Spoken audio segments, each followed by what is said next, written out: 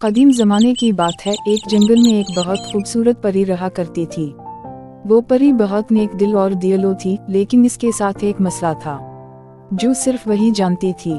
परी की अच्छाई ने ही उसे इस मसले में डाला था।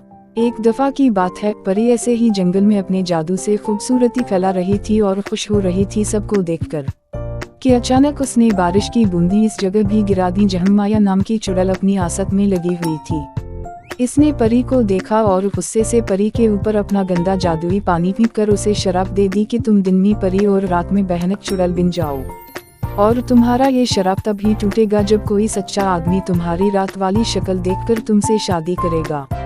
परी बहुत रोई और उदास होकर वापस घर आ गई, और जैसे जैसे वक्त गुजरता गया रात गहरी हुई और वही हवा जो इस माया नामी चुड़ैल ने कहा था। खूबसूरत परी एक बदसूरत चुड़ैल की शक्ल में बदल गई, और परी खुद भी ये सब देखकर बेहोश हो गई। एक दिन वक्त ऐसे ही गुजर रहा था कि जंगल में एक बहुत खूबसूरत शहजादा अपने बाप के साथ शिकार करने आया, और कुछ जंगल के खतरनाक लोगों ने इन्हें कब्जे में ले लिया। वो बहुत ज्यादा लोग थे और शहजादे के बाप को नुकसान पहुंचा रहे थे। उसी वक्त इधर वो परी आई और उनकी जान बचाकर घर ले गई, और शाम हुई तो परी ने खुद को एक कमरे में बंद कर लिया।